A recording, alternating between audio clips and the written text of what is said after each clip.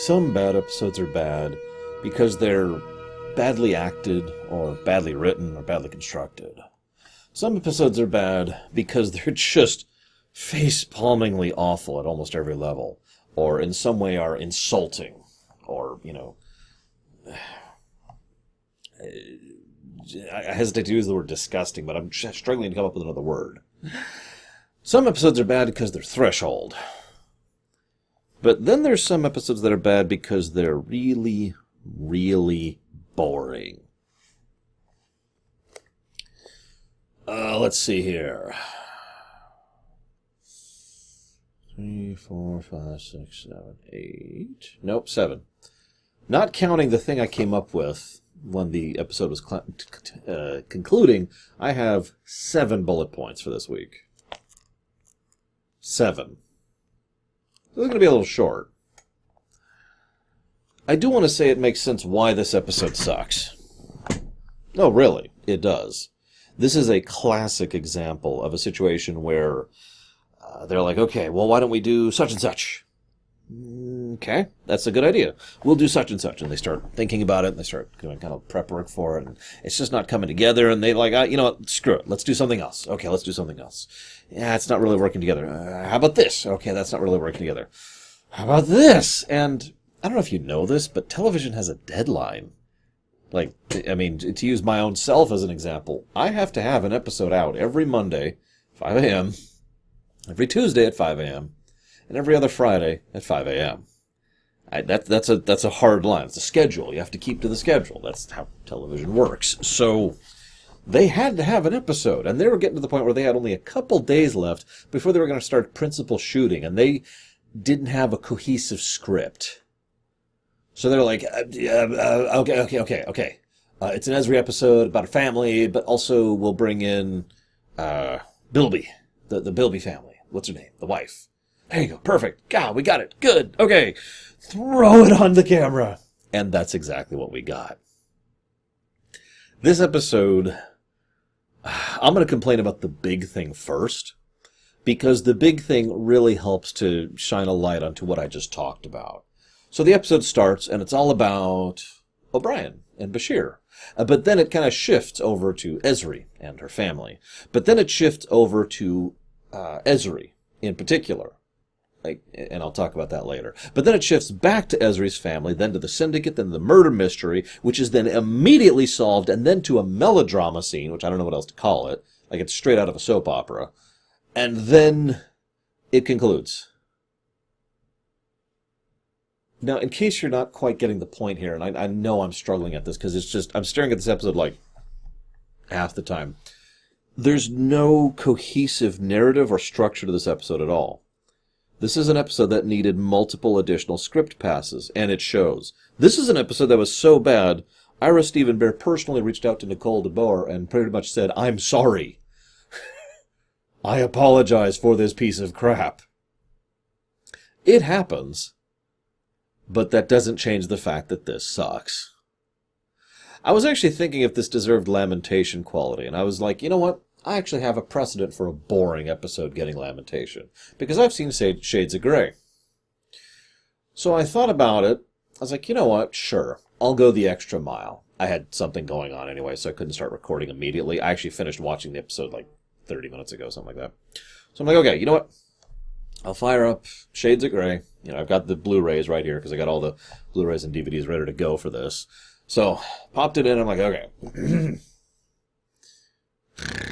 So, this is not as bad as Shades of Grey, is what I'm trying to say. Which means I don't really think this deserves lamentation quality.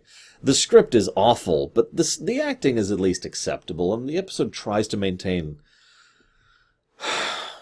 a sequence of events happening, even if there's no real story going on. You could almost tell that the director was like, okay, now I want you to act like this. Okay, now I want you to act like this. And I know what you're thinking. What's wrong with that? What I mean by that is in a way that doesn't make sense for the character to act. There's no... there's a term for that. There's no continuity, basically, between how a character will act in one scene and then in another scene. They just kind of bounce around in their portrayal. And, yeah. So let's go through the episode, shall we? At the beginning, we find out there's multiple types of gach, which actually makes a lot of sense to me, now that I think about it, because, that makes sense. I mean, how many different types of potatoes do we have in real life? Hell, if you want to narrow it down, how many different types of French fries do we have in real life? Or chips, if you prefer. So, yeah, okay, I'm with that. Although it would really suck to remember what all those taste like. Maybe you should think about something else, Ezra. Just a thought. Oh, my God, get out of my eye. Sorry, I had gach in my eye. It's still there. Whatever, I'll deal with it after the episode. So we're finally following through on the thread of Bilby's wife. Unfortunately, unlike most of the recurring threads, this almost seems to detract from the episode, which, again, can't decide what it wants to be about. The idea of O'Brien hunting down Bilby's wife, and trying to figure out what the heck happened to her makes a degree of sense. After all, he obviously cared about her and wanted to keep up on things after the events of whatever the name of that episode was. The Syndicate episode. It wasn't that long ago. But I have to admit, O'Brien going this far undercover without any kind of official anything is actually a little bit unusual, if I might be so bold. The only explanation I could come up with here would be, again, this would require another polishing pass. Oh my God. But imagine for a moment if he actually went to Starfleet Intelligence first and was like, look, I'd like to follow through on this. He asked me to take care of his family. She's gone off the map. I think something's going on. And they're like, well, we sympathize with you, and under normal circumstances, we'd have your back on this. But we're kind of busy. I think I got it.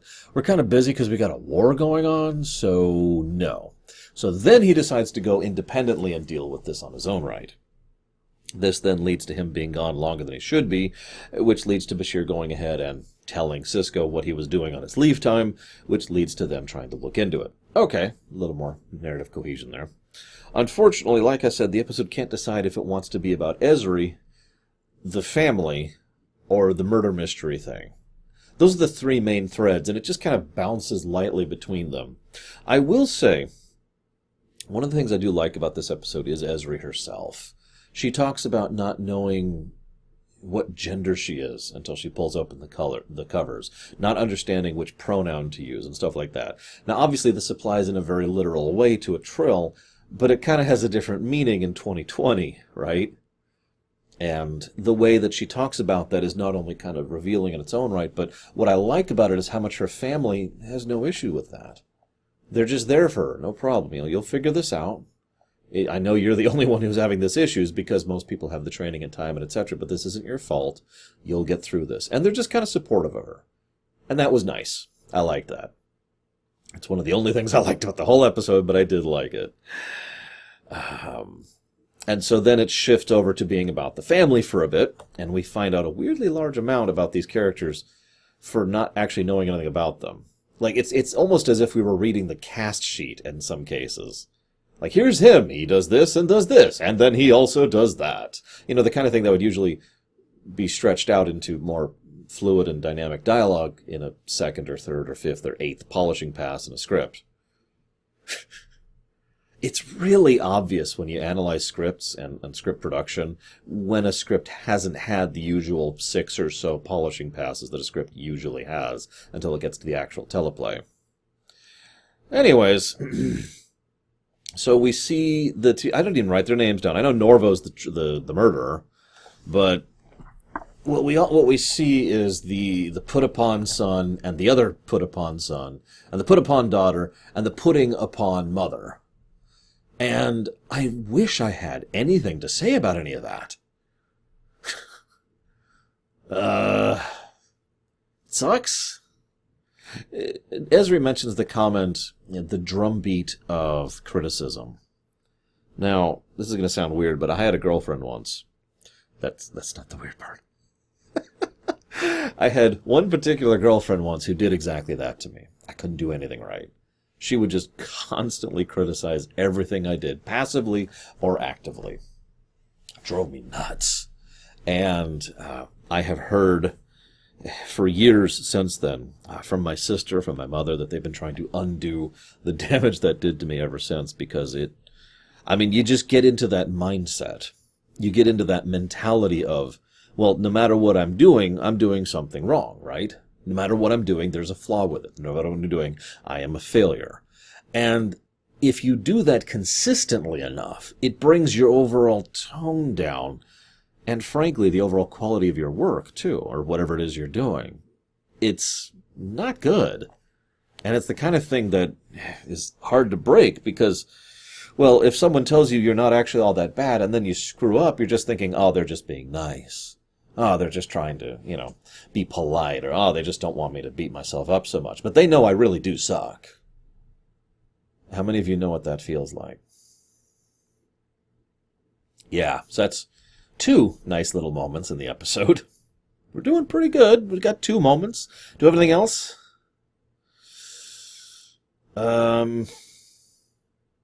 No. I mean, I could talk about how the villa, the mansion that they live in, was styled after something by Frank Lloyd Wright, and it shows, if I might be so bold. Wright, excuse me, not White. I could talk about how interesting it is that there's, companies like this under the Trill, who are Federation members, who do regular business and are being pressured by the syndicate, and yet aren't trying to do anything to resist that or reach out to anyone to deal with that. Maybe there's something that I could infer from the idea that the syndicate is using more time to expand its operations, because under normal circumstances, the bigger guns out there would probably try to crack down on the syndicate, but right now they're a little busy with the Dominion War. I could mention maybe the idea that the syndicate's getting so bold because of the fact that they are currently under the yoke of the Dominion and therefore are actively trying to make things worse in a way that's not technically profitable, but nevertheless destabilizes the economy in order to make the conquest better. But all that's just me making stuff up. None of that's there on the screen. This is a very dull episode.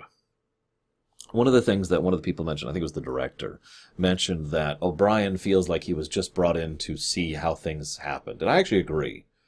If they had, I hate to say that, but because of the way the plot is constructed, O'Brien is effectively just a passive viewer. There's even a really weird scene, which I can't even describe how strange it is, where he's like, did you know about this? Is this why you came after this? So you could hide this? No, I didn't know. Okay, well then let me explain to you what's going on. So you see, and it's like someone hits a frickin' switch.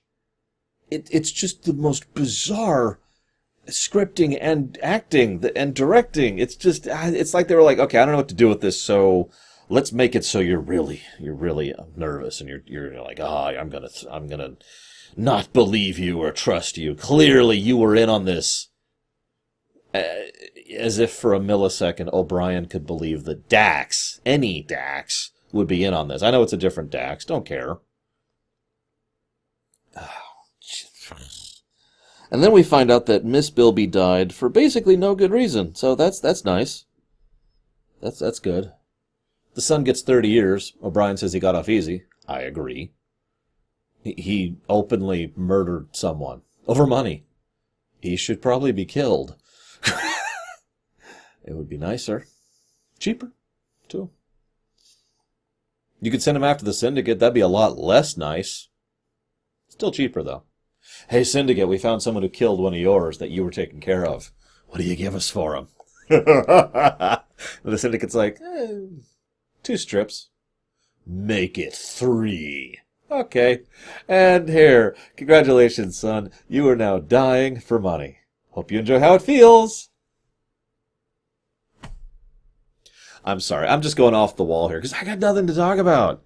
I hate it when this happens. It's like, God, what do you want from me, episode? What do you want from me? I'm going to chop this off. Hopefully next week I'll actually have something to talk about. I'll see you next time, guys.